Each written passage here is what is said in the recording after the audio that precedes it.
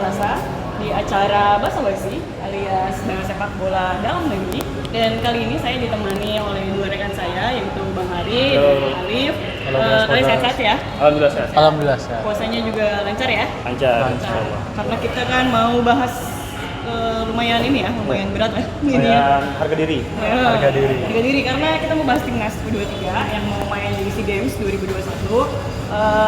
Timnas U23 ini mau main di laga pembuka tanggal 6 Mei 2022 nanti melawan tuan rumah sekaligus juara bertahan yaitu timnas Vietnam. Dan yang mau kita bahas adalah sosok pelatih yang menangani timnas U23 saat ini yaitu Sintayong. Ini sejak ditunjuk dari Desember 2019 ya. Iya betul. Sintayong belum memberikan gelar ya karena memang baru mulai aktif karena Covid ya. Aktif ya. Dan di turnamen sebelumnya, turnamen pertama Sintayong bareng timnas Indonesia. Iya.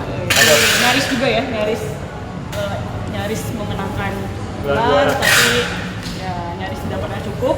Dan ini mungkin peluang Sintayong ya untuk membuktikan dia sebagai pelatih yang boleh dibilang kelas dunia ya, karena bisa dibilang kayak gitu nggak sih Sintayong pelatih kelas dunia? Ya kalau kita bicara Sintayong dan proyeknya dia di timnas Indonesia ini, benar kata Reddy, Sintayong datang Desember 2019, lalu ketika mulai aktif lagi 2020 pandemi Covid, 2021 sudah mulai bersiap buat ikutan kualifikasi Piala Asia lalu ke Piala AFF di akhir tahun. Dengan waktu singkat Sintayong bisa menembus final dengan pemain muda, ibaratnya nggak kayak negara-negara lain yang mengandalkan pemain senior. Lalu sekarang salah satu ajang pembuktian Sintayong kedua itu di Piala AFF 2022 kemarin di Kamboja. Tapi nggak bisa datang ke sana karena banyak pemain kita yang kena Covid, sehingga ajang pembuktian Sintayong lagi di SEA Games ini, Ren. Nah, dia dengan pengalaman dia di Piala Dunia 2018 bersama Korea Selatan dan juga lawan-lawan yang akan dihadapi ini juga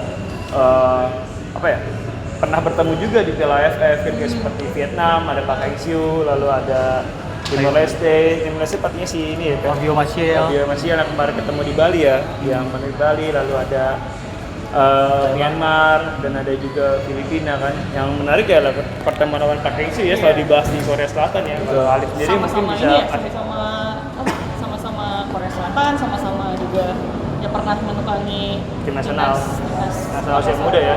Muda. Gimana tuh Liv nih rivalitas antara dua opa?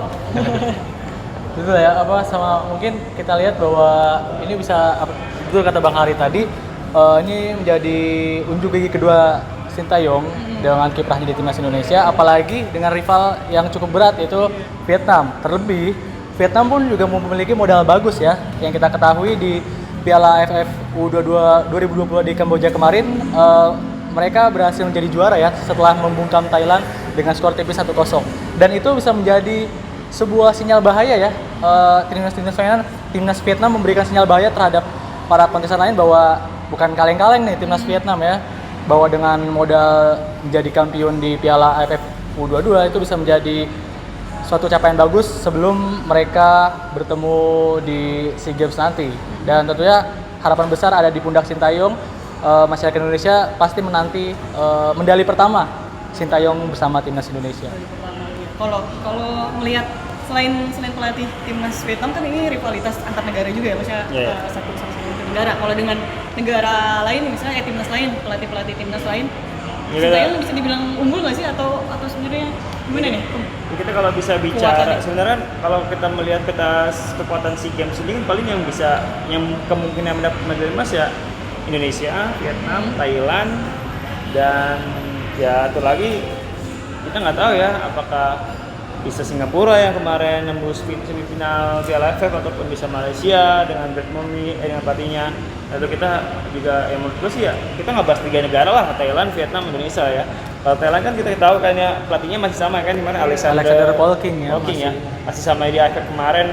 Rekor pertemuan juga Sintayong juga kalah kan kemarin sama kan di final Piala AFF.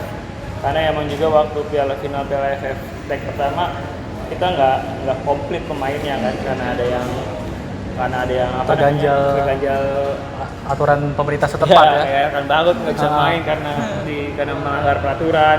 Lalu pas di leg kedua Arhan juga nggak main terutama ya. Di leg kedua Arhan main yang hanya kalah 2-1 ya. Kalah. 2-1 menang pasti? Kalah 2-1 ya. Iya. Seri.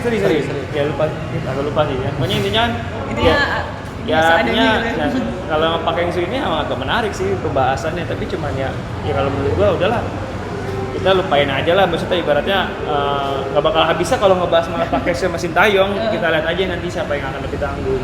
Iya, ajang pembuktian mereka ya. Tapi kan di bawah pakaian ini U23 Vietnam kemarin ini juga berhasil mendapat medali piala juara 1 Lip ya. Juara 1 setelah mengalahkan Thailand. Iya, di akhir U22 kemarin. Seenggaknya lebih unggul lah ya.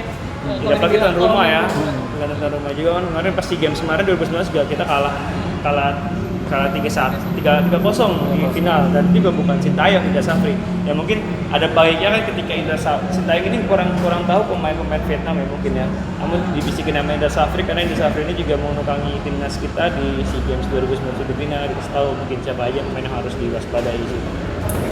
Kita lihat ya, kira-kira sejauh mana nih Sintayong bisa membawa timnas U23 di kancah SEA Games. Ya kalau seandainya kita juga berharap Sintayong, kita juga berharap para pemain ya bisa dilepas enggaknya gitu. Iya, selain itu ya dari pemain ya. Dan di fase grup ini Indonesia bareng sama Filipina, Myanmar, Timor Leste, dan tuan rumah ya. dan tuan rumah Vietnam. Kayak kita menantikan duel di yang pertama dulu kali ya, yang duel pembuka, juga duel mungkin bisa jadi paling seru dan paling menentukan ya ke depannya kayak gimana. Di daerah Kuto kalau nggak salah permainan stadionnya. Iya. Kita lebih jauh dari kota Hanoi, sekitar 1 jam atau 2 jam lagi. Pokoknya pantengin terus ya info-info terbarunya dari bolasport.com. Kami juga ya insya Allah tadi bilang bakal menurunkan ada orang di sana biar kalian bola supporter bisa merasakan langsung suasana di sana dan berasa ada di lapangan lah. Gitu ya, terima kasih Bang Hari sama Alif ngobrol-ngobrol hari ini. Kita akan dukung terus ya bola supporter, kita dukung terus timnas U23 di SEA Games 2021. Jangan lupa untuk subscribe, like dan komen YouTube Bola Sport, dan pantengin terus kabar terbaru di website bolasport.com. Terima kasih, sampai jumpa. Bola Sport.